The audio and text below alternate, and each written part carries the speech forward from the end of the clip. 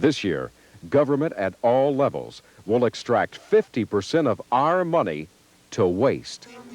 And not gently. IRS agents use wiretaps, mail openings, informants, disguises, guns, chains, and jails.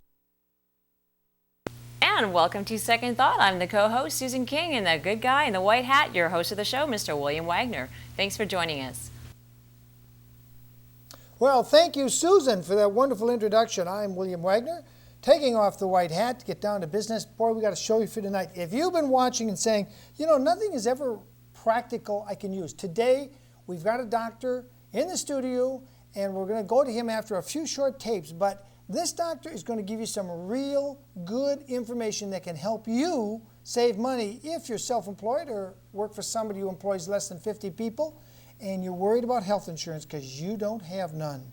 You're part of the millions like myself who do not have health insurance coverage. But if you do have some kind of health insurance coverage and work for 50 or you're in a group that are 50 and less, you may want to take notes today.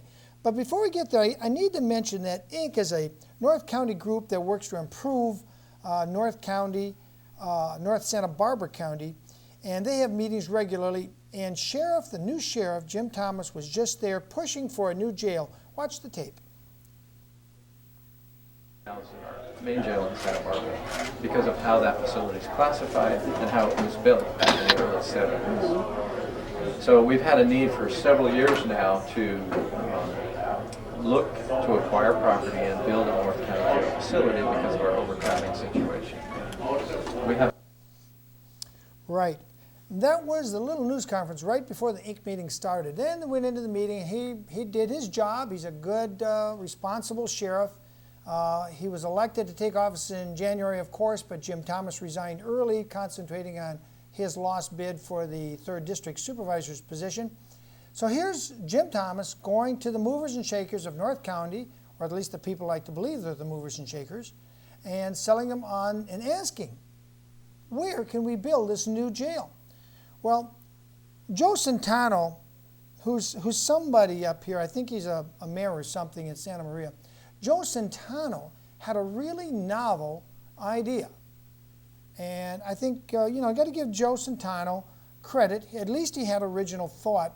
And I apologize for the quality of the tape. It's kind of grainy. But listen to Joe Centano in his own words.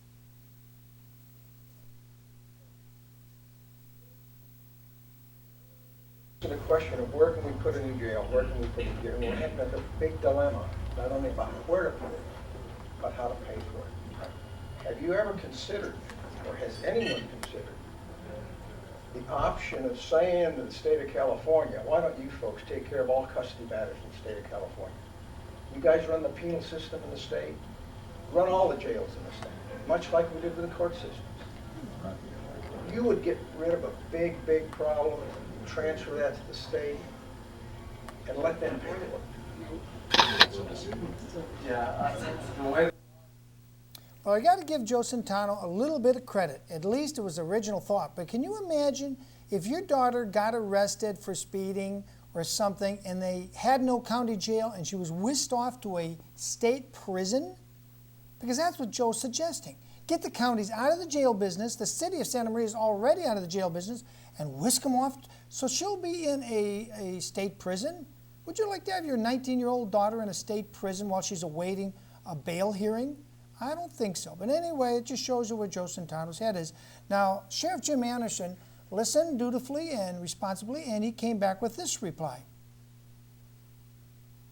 and it's a mandated program based on current law that I have that responsibility. And I know if the law was changed, that could be an option. They could look at regionalization and assuming that responsibility. I don't know if they have any interest in doing that. Yeah. Probably not. That might be something that all the sheriffs in the state of California could discuss. Maybe all say, let's change. Well, there you saw Jim Anderson at the City Broiler in Santa Maria talking to the members of Inc., which is a nice group that try to do good things for North County so that we don't get shafted too badly by the South County and just improve things in North County. Anyway, moving along here, That was a good reply. Anderson just states, matter of factly, the state law requires the sheriff to do this. Now the problem is they keep cramming nonviolent criminals into our prisons. They arrest people who run for office. They arrest dads who are behind in child support, stick them in the jail, and then they're forced to let somebody out because a court has ordered them to cap it and say you will not have more than such and such number of people. And if they go over that number, they got to push somebody out when they bring somebody in. And that's the problem. I've asked Jim Anderson to come on the show and discuss what the real problem is. And we'll see if he comes up here in another 2 or 3 weeks. Now, I want to, before we get to Dr. Peter Statti, who's with me in the studio, and we're going to discuss something that could really help you. Because it's a program very few people know about. And Dr. Statti is the one who clued me in on it. Before we get there, I'm going to bring you to Stephen Sherrill, who's got some words of wisdom for those that think fluoridation of water is good. Here's Stephen Sherrill, a leading expert in water fluoridation. I'm just itching to ask you yet. How will this affect elderly people and people who are diabetics? Well, the U.S. Public Health Service has identified certain subsets of the population who are particularly susceptible to fluoride's accumulated toxicity. A healthy set of kidneys is capable of expelling about 50% of fluoride that's ingested. The rest of it stays with you for the rest of your life. It's accumulated. It builds up over time. The people who have been identified as unusually susceptible are infants, elderly, diabetics, people with cardiovascular disease, and people with abnormal kidney function. And also people who suffer from vitamin and mineral deficiencies, vitamin C, and calcium and magnesium. Those are the people who are most severely affected by fluoride's accumulated toxicity. This is according to U.S. Public Service. Cardiovascular. Well, there you have it, Stephen Sherrill.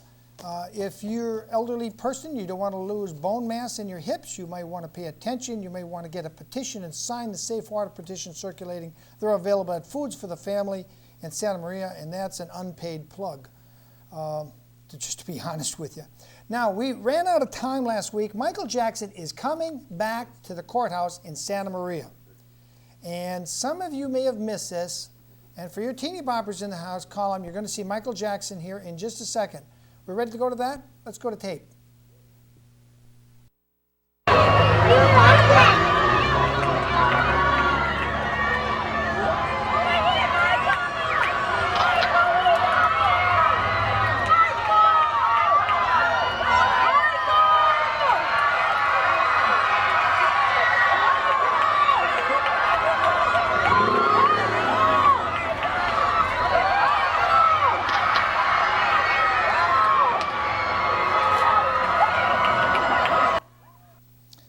There you saw Michael Jackson, original On Second Thought footage, not borrowed from CNN or anyone else. You saw it here.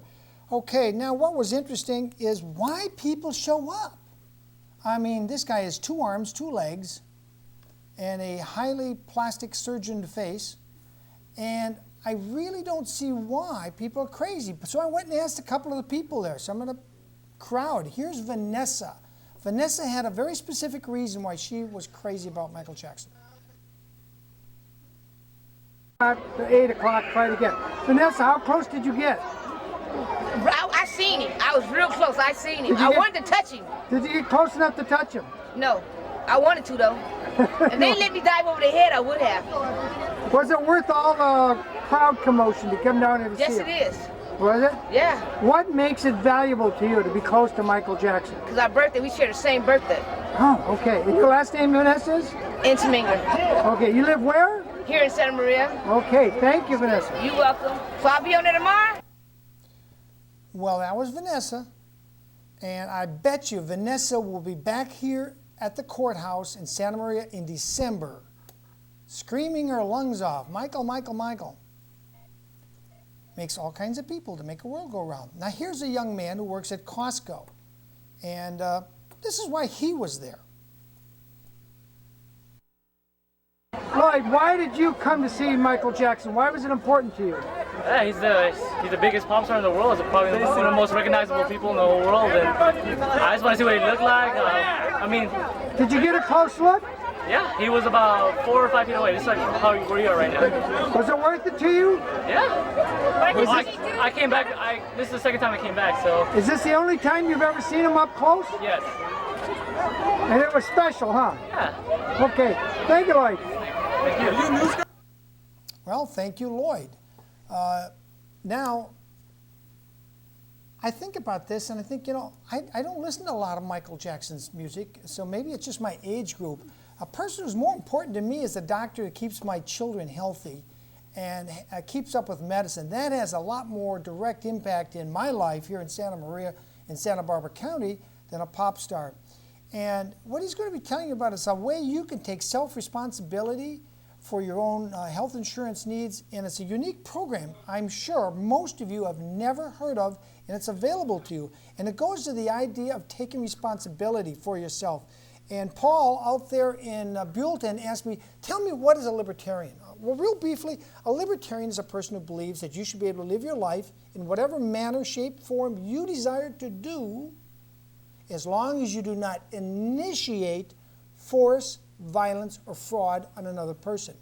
Now, nobody said that better than the Libertarian District Attorney of Mendocino County, who was right here in Santa Maria for the Libertarian Party State Convention in February of this year. I'm going to let Norm Verroman, an elected Libertarian, one of the highest elected Libertarian officials in California, District Attorney, who later on, you won't see it here, but he later on said he doesn't chase pot smokers. He enforces the laws to get really violent criminals. That's what he concentrates on. But here's his definition of taking responsibility. Norm Verroman, Mendocino District Attorney. In deciding what you want to do, that you don't lose sight of the major purpose that brought you together. And that is, you want to take responsibility for your life.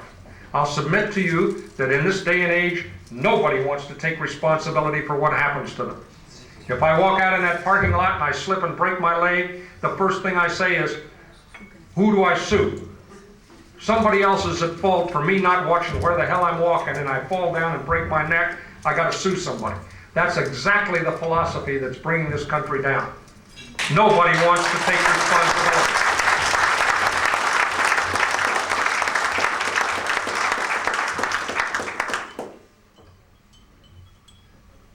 In taking responsibility, the Libertarian Party is a neophyte party. It was founded, what, in the early 70s?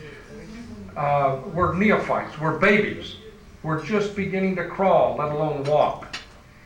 What I think you need to focus on now is building a foundation for a solid party, for a solid philosophy. And you don't do that easily. It's not very speedy, it's not very glamorous, and it's nothing but grunt work. Well, there's Norman Verroman on taking responsibility. Now, I want to show you a lady named Carla Howell. Most of you will not have heard about this, but in the state of Massachusetts, here's Carla Howell on the front page of the Libertarian Party News, actually the California version. Here's Carla Howell. She was a candidate for governor, and she got an initiative on the Massachusetts ballots to abolish their state income tax. And there are libertarians working to do that here in California, too. She only got 1% of the vote for governor, but her ballot measure got almost 46% of the vote and shocked everybody. Now, right inside the same magazine, there's another article which, worthy of note, in Wisconsin, the Libertarian candidate got 10% of the vote. Here he is, Ed Thompson, former mayor of Tomah, Wisconsin, got 10% of the vote. What they both had in common is they were both excluded from the, and I got one more. If you'd lived in Carolina, you would have liked this. Here's a gal, her name is Rachel. Rachel Mills. She had a problem raising money, so she came up with a novel idea. She did a pinup calendar. No nudie stuff, but, well, I think most young guys would vote for her, no matter what she was saying. And only because of that, she got on national radio talk shows, and she was on a television show and all kinds of things. Ed Thompson didn't get that treatment. The Libertarian Gary Copeland here in California didn't get that kind of treatment. It's a shame that people got to do that to get attention. But you can get your own personal attention here. Right now with me is Dr. Peter Statti. Dr. Statti, thanks for bearing with me here. About time, BJ. About time, because we got a lot to cover. Okay. For those of you that don't know Dr. Statti here, let me give you a little rundown. He's been in town here longer than I have. He's been active in the medical field. He's a treasurer for his organization called? Well, the Medical Group of Santa Maria, the Union of American Physicians and Dentists. You want me to go through this? Where did you go to med school? You went to Penn? Well, let me go through, run down through my background, both educationally and socio-politically, and then we can blast through a few things before you get with the questions. Okay. Okay. Well, I'm a 1963 graduate of the University of Pittsburgh, an MD. I did my internship at Baylor University Medical Center in Dallas, Texas. From 1964 to 1966, I served in the U.S. Navy. I was a ship's physician on the USS Sylvania for a year, and then served at Miramar, just north of San Diego, at an air base. I took my residency or specialty training in pediatrics at LA County USC Medical Center from 66 through 68. Then I joined Kaiser Hospital in Bellflower, California for a year. And then I decided to join Dr. Bill Tibbs up here in Santa Maria in a pediatric practice. And I've been in practice here in Santa Maria ever since. That's my educational background. I think of more interest to your audience is what I've gotten involved with in medical economics. In 1975, I joined the Union of American Physicians and Dentists. This is a labor union, and I currently serve on the Tri-County Labor Council here in Santa Maria. And so I've been with the Union of American Physicians and Dentists since 1975. I've served on their board for a couple of decades. I'm currently their treasurer. In 1988, I joined the Medical Group of Santa Maria, an organization, an IPA. We'll get into some definitions a little downstream. But I joined that organization in 1988, joined their board shortly thereafter, became treasurer of that organization in 1990, and have served as president of the Medical Group of Santa Maria since 1992.